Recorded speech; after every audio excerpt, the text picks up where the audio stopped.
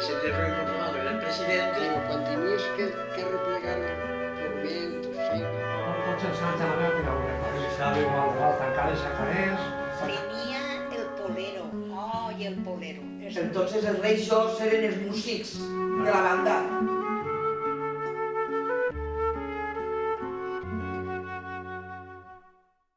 Bueno, jo recordo el preparatori familiar, i m'ho diu si m'estic emocionant, a ma mare passant en el llibrell per fer les coques de panses i anous, els pastissells de moniato en un altre llibrellet, el moniato cuit, perquè, clar, eren llauradors, no eren rics, però no ens faltava el menjar, vull dir, no teníem el luxe de 4 pastilles de torrons per triar, això no existia. Jo recordo ma mare preparant, i entonces en posts d'estes de fusta duien a casa al forn del tio Whistle Pop els dolços, les estreletes aquestes de satxí, els corets, i el tio Whistle, això me'n recordo jo, tenia una marca per cada família, perquè el dolç no se mesclara.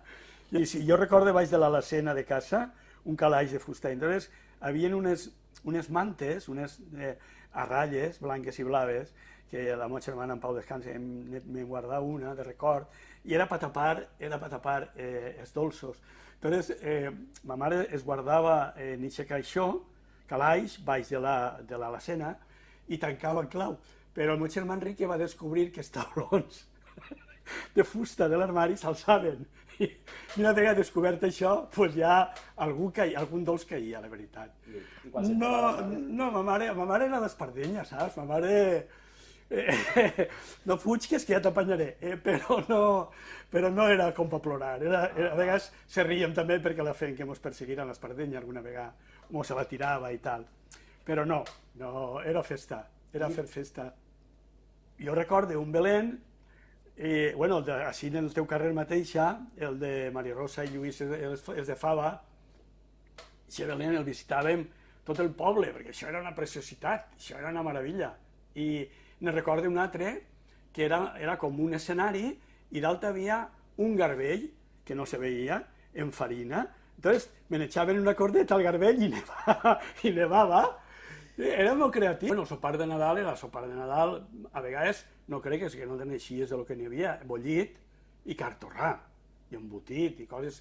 Sempre una afegitona més a lo que... Si n'hi havia en cases, i m'han dit alguna gent també, a vegades raonant-ho, que havia costum en algunes cases, jo en ma casa no recorde, de fer sols bollits. I després de fer sol bollit, com havien fet un poc d'abstinència, encara que no com una quaresma, però algunes mares que tenien tradició d'alguna sardina i tal, la carn, l'embotit i la carn, i el fesol bollit. Era el sopar de Nadal, és a dir, fèiem el sopar i ja en dolços i en el que farà falta, ja era Nadal. I després, a les 12, anàvem a Missa del Gall.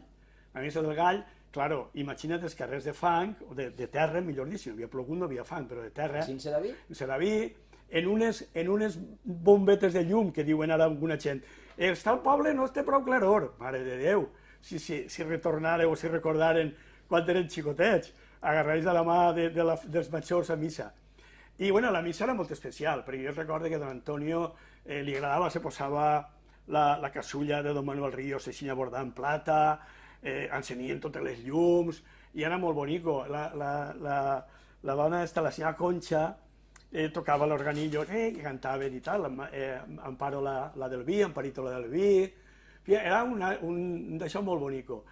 Era molt bonic, i no sé, era com no tampoc teníem desitjos de moltíssimes coses, i pastissells de boniato, tot això, una vez al año, No te cregues tu que era com ara, al forn que vas i tot l'any tens de tot, no. Però les xiques estaven desitjant que arribara Nadal? Hombre, claro, com quan t'estrenaves una cosa nova, si tu havies anat vestit en roba del teu germà quasi tota la teva vida, i arribava un dia de Nadal o tal, i t'apareixia una camisa de tu, dius, mare meua, que bonic, no? Vull dir-te, valoraves el que tenies, saps? Com valoraves la il·luminació de la iglesia, perquè en casa i en la iglesia inclús normalment no havia aquesta llum.